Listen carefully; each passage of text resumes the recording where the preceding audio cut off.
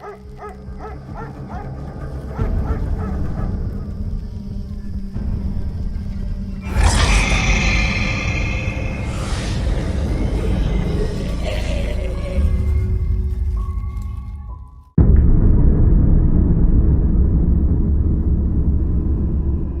all started back in the days when I had just started high school. That year, I began to feel as if our family was cursed. Anyway, let's take it one step at a time. My name is John. I am studying for a PC operator, a regular guy who you wouldn't catch with your eyes in a crowd. Calm, quiet, not very talented, introvert. I like to spend my evenings, or even all day, binge watching various video games. You might think, what mystical thing can happen to such a boring guy like me? It turned out, too many of them. My mother, Helen, looked very young and well groomed for her age.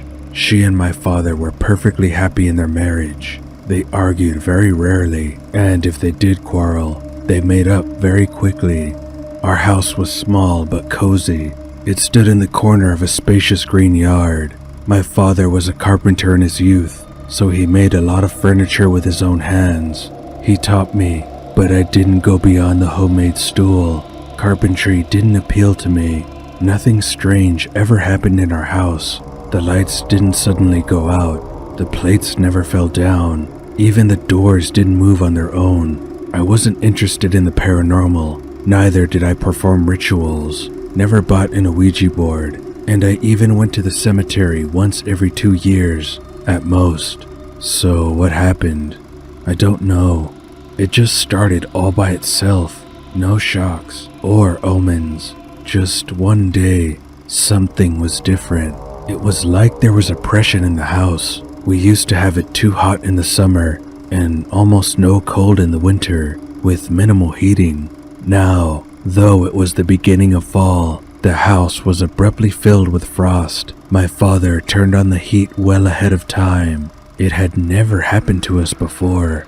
The darkness that had come over us was thickening, most in my parents' bedroom. I felt it only instinctively at the time, but I had no idea that the coldness and strange apathy were related to something supernatural. My mother became more irritable. She snapped at me over trifles, and everything fell out of her hands. She bought sedatives at the drugstore and was constantly dripping them into her cup. When my father suggested she go to the doctor and get checked, she became hysterical. I sat in my room, playing on the computer, and listened to my parents swearing. Rarely had they shouted so loudly. Eventually, my mother cried and told my father to get out of the house. So he did. In angry silence, I went out to my mother. She was still crying, dripping some medications into a glass. She threw a look at me with flushed eyes. I noticed how the bags under her eyes had turned blue. Her skin was pale. Why had she fallen so badly? I worried and sat down with her. Mom, if you feel bad, you need to see a doctor. You haven't had any problems with your nerves before, have you? Please, don't. She sighed nervously and got up, walking out of the room. Meanwhile, I went out to look for my father. He wasn't in the yard. Perhaps he'd gone to his godparents or his best friend, Max. Sometimes he went there on weekends, often helped with repairs, and sometimes stayed the night. My mother didn't mind. She herself sometimes went to her friends' houses. For example, she would go to see her and father's mutual acquaintance, Sophia. But not now. Ever since something had moved into our house, Mom hadn't been herself, and she didn't want to talk to anyone. She stopped going out at all. My father returned the next day. He came with flowers, made peace with my mother, and cooked a delicious dinner for the whole family. I was glad their fight was over. This was extremely unusual for me, having grown up in a very peaceful, loving environment. Mom had never kicked Dad out before, even when they were fighting a lot, which was once every 3 years at most. I thought it would get better now, but it didn't.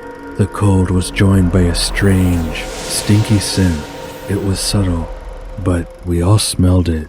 Maybe something died in the pipes? Dad suggested, searching for any possible source of the stench. It would smell stronger. I shrugged. My mother was sitting in her room, feeling bad again. I looked at the empty vial of sedatives and sighed heavily. Dad, one more time, I tried to talk to her into going to the hospital, this time successfully. We waited until Monday, the day she had an appointment.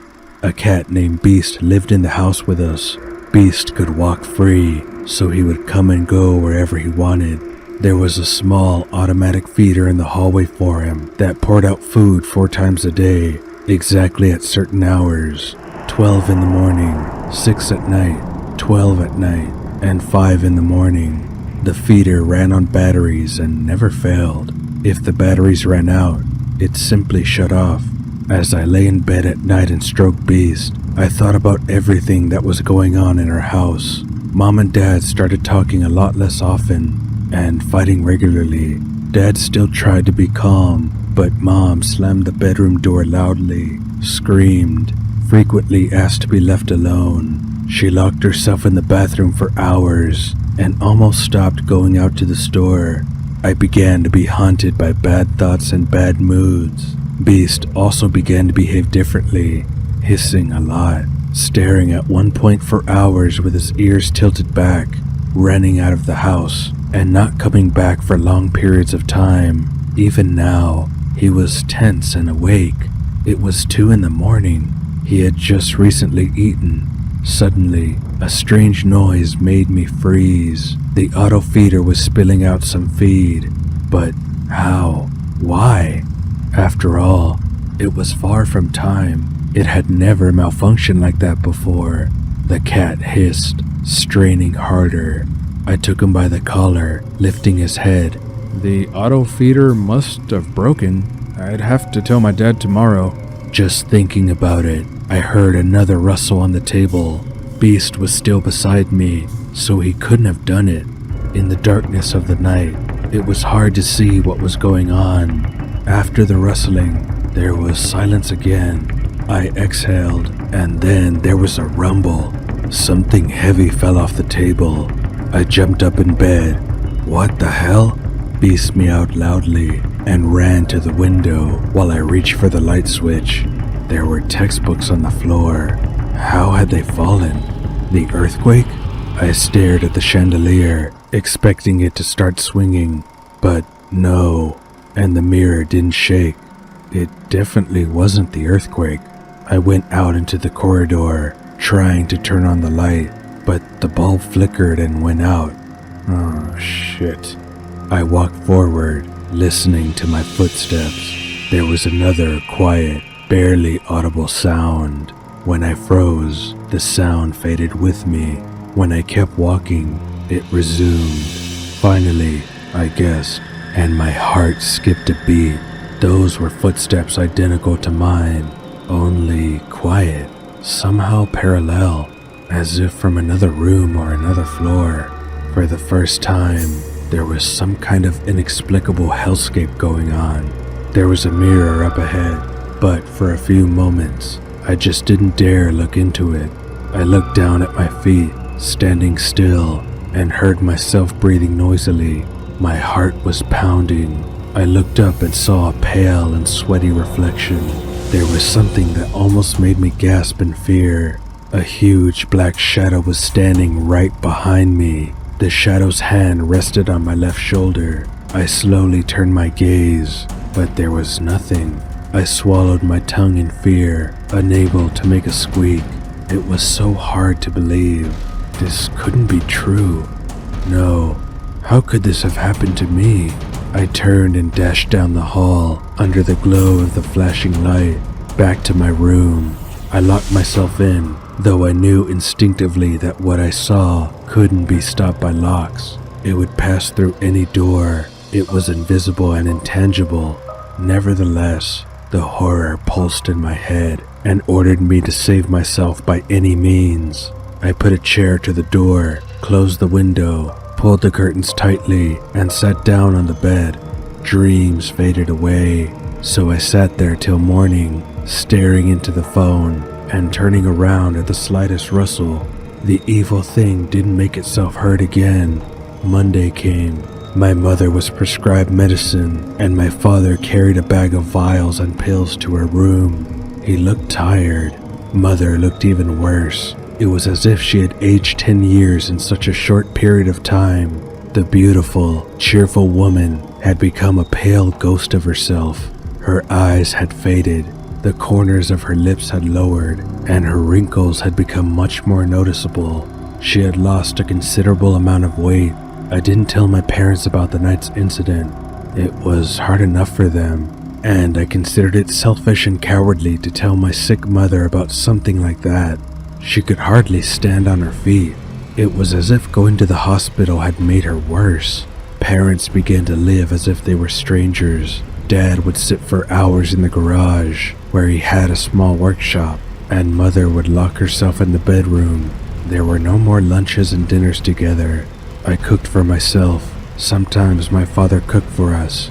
From time to time, he would put a tray under Mother's door, knock, and leave. It was awful for me to watch that. The doctors didn't help, and things only got worse. Out of desperation, I surfed the internet, reading on various forums about evil spirits. I realized that some external force was to blame for what was happening. The one I saw in the mirror, a demon. My studies stopped because of the quarantine. I went out less and less often because I felt depressed. I was caught in a vicious circle. The more I stayed home, the worse it got. The worse it got, the more I stayed home. Then the manifestations of the demon became much more noticeable. For example, one night, I heard something clawing at me in the hallway. When I came out, there were scraps of torn wallpaper. I would assume that it was done by Beast, who, by the way, hadn't been home for a week, but there was no way it could be a cat. After all, the scratches were all the way to the ceiling, where a small animal simply wouldn't have reached. A real nightmare began to happen with the electrics. Light bulbs would flicker or explode. Once, the living room wiring caught fire, but Dad called an electrician just in time. We escaped the fire. Speaking of Dad, he stayed home less and less often, preferring to avoid communication. If he talked to my mother, they ended up shouting and fighting. Daddy rescued himself from loneliness as best he could. He started inviting friends, hoping to liven up our house. My mother withdrew from these meetings, locking herself in the bedroom. Usually, my father would invite Max, neighbor Mike, or Sophie.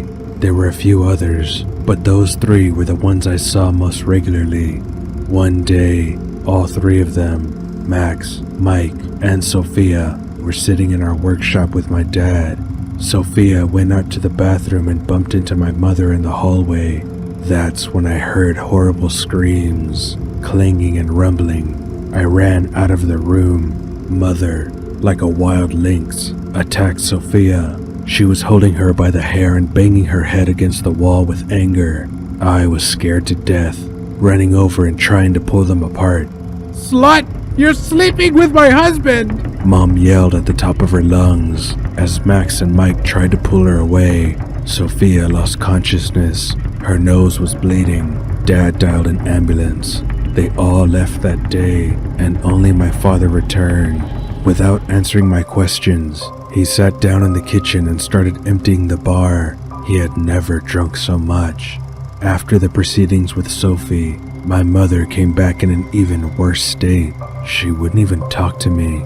I needed my father, but he was too tired. I helped you not to go to jail after you almost killed her, he said harshly to Helen, who was completely ignoring him and everything around her. But that's the end of it. I can't stand it anymore. I'm leaving. The words sounded like a verdict. My father packed his bags.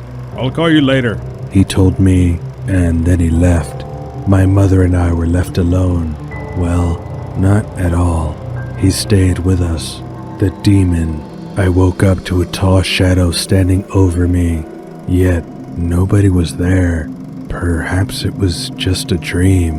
Then a vase suddenly collapsed from a table somewhere in the living room and shattered. A violent draft swept through the house, pushing the doors. I heard my mother's voice. She was tiredly humming a lullaby, but I couldn't make out the words. I walked over to her bedroom and peeked through the crack. Clothes were piled out of the closet. Books and medicines were scattered on the floor, and the window was wide open. She was sitting on the bed, looking at the wall, rocking back and forth, humming the words of a strange song. I shuddered at the sight, though I didn't dare go in. The care of my mother now fell on my shoulders. I left food outside her room, as my father used to do it. At that time, I panicked, noticing that she was eating even less. It was a terrible idea, but I started thinking about calling the mental hospital. The next week, I heard that eerie lullaby again. It wasn't soothing, but rather terrifying. Then I heard footsteps in the kitchen, heavy and loud, like a large man walking. Of course, I knew who they belonged to. I tried several tips on how to kick the devil out of the house that I found on the internet, but nothing worked. I even bought a bottle of holy water and sprinkled it everywhere, but even that had no effect. The next night, she was singing again. Suddenly, my mother's voice fell silent. I looked out the window and remembered Beast. He had never come back. The cat was gone, but I couldn't think about the pet now that everything I knew and loved was gone.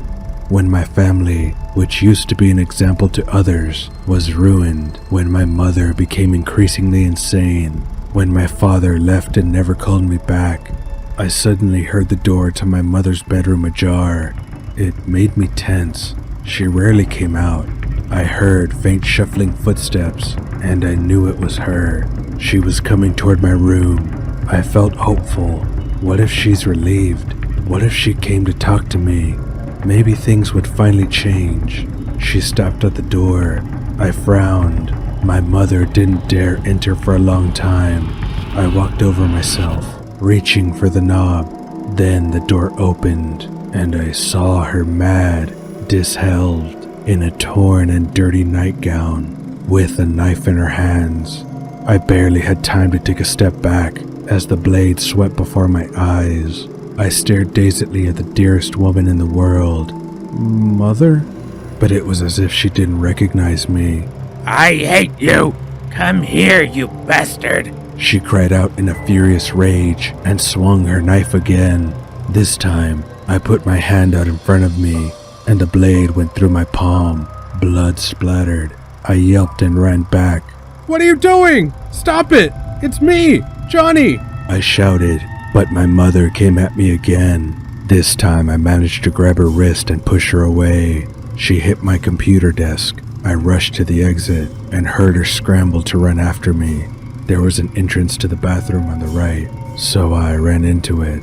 She crashed into it and started stabbing at the door. Come out here, you bastard! Come out and I'll kill you! My cell phone was left in the room. Obviously, there was no communication devices in the bathroom. I sat on the floor and pressed my knees to my chest, shocked and terrified.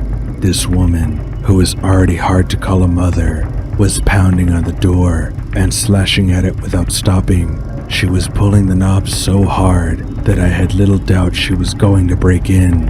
I should wait it out. Just wait, and then I'll run away. Then I'll call for medics, without fear or doubt. Otherwise, she'll just slaughter me like a pig. I sat like that all day. It was quiet outside the door, but I didn't dare come out. At last I turned the lock. I breathed in and stepped over the threshold. The back of the door looked awful, scratched, cut up, covered in blood. My mother was gone. I walked very quietly into my room. There was no phone anywhere. It was strange, as I was sure to leave it in my room. I looked in the mirror on the wall and froze. A demon was looking at me. He was smirking. Then a heavy blow came down on the back of my head. I didn't pass out, but I fell, helpless at my mother's feet. She stood over me and smirked, holding a heavy, bloody statue in her hands. Then I realized that the blood was mine. She pulled me by the hood of my sweatshirt. Where did that weak, thin woman get her strength from? I looked at her grin and realized that wasn't my mother anymore. It was a demon looking at me through her eyes. The walls and the ceiling were blurring. It felt like it was the end, like I was going to die. This woman would just finish me off, and that would be it. The demon would win. I gathered the last of my strength and began to think about what to do, how to survive. My mother dragged me to her bedroom. The mirror, previously inserted in the dressing table, was broken and splinters lay everywhere. Then, with a weak hand, I grabbed one of the pieces and hid it in my sleeve. The woman crouched down, looking at me with eerie hatred, as if I were to blame for all her misfortunes. She put the blade of the knife to my cheek. Die, little bastard, she hissed, and here I decided it was time to act. Clutching the shard tighter, I jammed it into my mother's throat in one sharp, deft move. Blood gurgled in her mouth and trickled down to her chin and neck. Tears welled up in my eyes, but I had to do it. I had to survive. There wasn't any other way. I'm sorry, Mom. She fell on top of me, but I pushed her down. I got up, went to the bathroom, and washed my trembling hands of blood. My whole body was aching. I was scared. The mirror in front of me cracked sharply, and I heard the sound of a siren. The police were rushing toward our house.